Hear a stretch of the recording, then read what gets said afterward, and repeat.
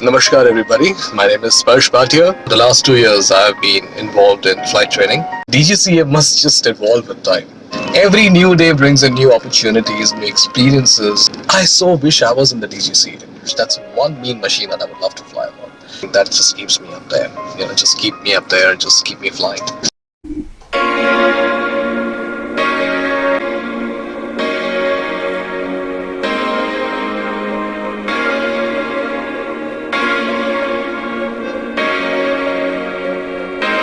Today joining us in STALKS is a very special person, personally as well and professionally, Mr. Sparsh Bhatia. Namaskar everybody, my name is Sparsh Bhatia. I'm serving as a flight instructor. For the last 2 years I have been involved in flight training, which is with the regular cadets, and I'm also undertaking the responsibility to train some of the Indigo pilots. Extremely passionate, multifaceted and genuine a person.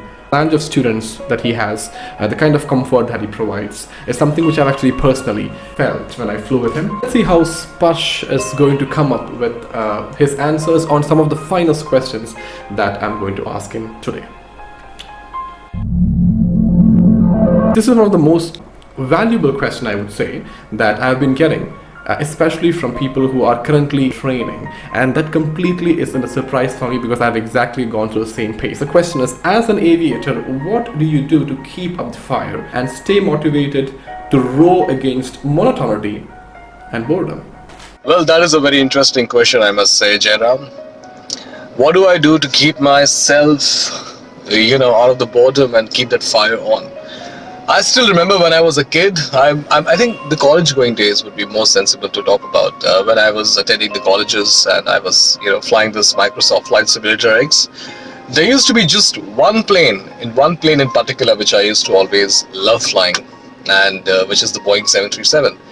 Well, the fact is that Boeing is my dream aircraft, and that's always been one, and I guess it's always going to stay one.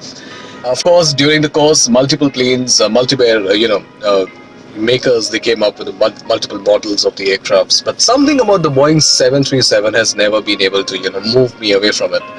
And I must say that my only fire, even as an aviator, that I'm involved in flying right now, is the final goal, which is the Boeing 737. Well, to be honest, I really have no clue how close will I get to it, but I am certain about it that I'm going to make my best for it. When we are flying, the life is not monotonous at all. Yes, there are times when we don't fly and things do get a little out of the hand. Then I think reading, I guess I would say. A lot of reading, a lot of exploring, a lot of YouTube videos related to flying.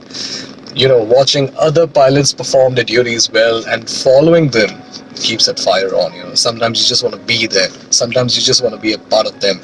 And sometimes you want to adapt to that kind of life and, make the most of it. As an instructor, what do you expect the most from your students? Is it being punctual or well-behaved or super talented or hardworking? And that's going to be a tough one, I know. Well, so for the last 2 years, I've undertaken the responsibility to be a flight instructor with a very renowned flight training academy in India, which is the Chimes Aviation Academy. And it's been 2 good years that I have actually catered my services into the flight training. Training the Indigo cadets very recently has been my opportunity as well. So I have only understood one thing about life, in that you've got to learn every day that you move on with it. Every new day brings in new opportunities, new experiences, and you learn a lot. In fact, when I'm involved in the flight training right now, I am still learning with my seniors, by my seniors, through my juniors as well, I would say. There's nothing called as seniority, and there's nothing called as being junior. Lessons are taught by anyone in this world. So throughout this journey of being a flight instructor, I have realized a few good things in life, that if you want to take the responsibility, or even for that matter of fact, think of being a pilot, I think the determination, the idea of being punctual, I wouldn't say that you just come and be a punctual person. I don't expect that, because you're coming from that outside world into a world of a discipline. So it takes time.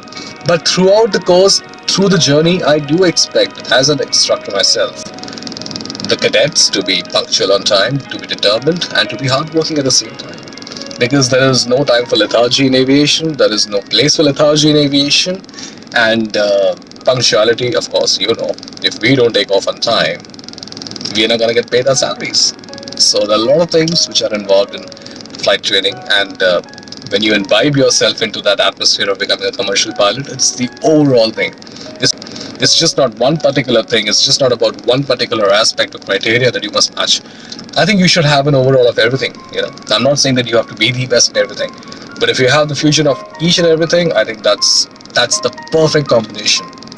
And moreover, be open to learning, I would say. The next question is something which I personally do get. Me being a ground instructor at the same time and you being a flight instructor, I can sync the answers together. And the question is, how far can theoretical knowledge, especially under DGCA syllabus, be significant for practical flying? Well, I really have no clue how many aviators in India, especially in India, of course, when we talk about DGCA, are going to agree and to accept what DGC throws at us, at times. Because the practical flying and the theoretical knowledge that we are getting prepared for, well, let's come down to the facts. I've been trained in New Zealand. I've done my pilot training in New Zealand. And my theory over there was very confined to the flying aspect, it's very confined to the flying. I'm not saying that what DGCA throws at us is, absolutely bad. But I feel that DGCA must just evolve with time, Something about DGCA makes me wonder that I so wish I was in the DGCA. Or I think every aviator or every pilot who's commercially flying or, who are involved in the other activities of the aviation, because aviation is just not flying, I must say. In every aspect, somebody just wants to be a part of DGCA. And there's so many changes I feel that DGCA must go through right now. Yes, the syllabus is vast. I have been a part of it. I've been there. I've done that. I have luckily not failed any examination. And that is also because I came from abroad. So I think I knew what to expect already, and I was well prepared for it, because in New Zealand I gave about 12 papers to clear my commercial pilot examinations. But yes, I must say that it is very important to know a few things about navigation, which India covers it really well, especially to do with radio navigation, which talks about the VOR, ILS, DME itself. The knowledge of students having it at the age of just passing it as a commercial pilot, which is very impressive to see, I would say. When I train for instrument flight training, when I do my instrument flight, it's very interesting to understand that the students have actually gone through the VOR syllabus and they know what is exactly happening. The phase difference. Are we talking about QDRs? Are we talking about QDMs?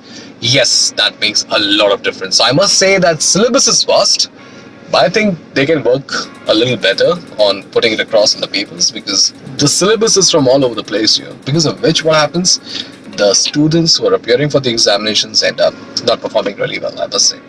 But I would say that there is always a bright light by the end of the tunnel, I must say, because the tunnel should end, and it will end, I guess. At this point of time, what AGCA is doing with the part of examinations, I think they should just cut down like a wee bit. Yeah. That's right. Absolutely right. I have been a ground instructor for the past 2 years. I have done my training from Australia. DGCA has a lot of positives in it as far as syllabus is concerned. There's a lot of information going with respect to anything and everything. So if you have learned sensibly, a student would be able to tell you at least a couple of points about any given topic. But I still think, at least we definitely think, that you have to cut down at certain topics, which even I felt is unnecessarily exaggerated. It's all about kind of, as I said, joyful working. Whatever you get, just kind of skim through it, understand it, and then reach the other end more knowledgeable and more valuable as an aviator. A very, very common cliche question for all the interviews, and probably I think this answer is definitely going to be beneficial to many out there. What is that one factor in you that made you a pilot? That one factor would be thrill, I would say. That one factor would be the opportunities to travel across, see the places, through the bird's view. Now, the third factor, I would say, is not just one factor. It's my passion to fly the Boeing 737. I don't know if I will reach there or not. I really hope, I really pray to God that I reach to the Boeing 737s. That is one bloody mean machine, I would say. Please don't mind my language. That's one mean machine that I would love to fly on. That's just one beautiful thing that I would love to fly, and I think that just keeps me up there. Just keep me up there, just keep me flying. And that one factor would be my father's dream of me seeing a pilot. I mean, he saw me as a pilot, but he could never see me as an airline pilot, and I so wish he's right next to me right now, and putting his hand on my shoulders and saying, Sparsh, you deserve it. And then for that dream of his, that's something that I want to keep that's something that I want to really believe in and move forward. And that would be the one factor that I would take it into my life. You are inspiring a lot of them, making a lot of people proud. When I actually thought about this particular channel, folks out there, the first person who came to my mind was Sparsh. I know how passionate a person he is. Even you must have seen it in his eyes.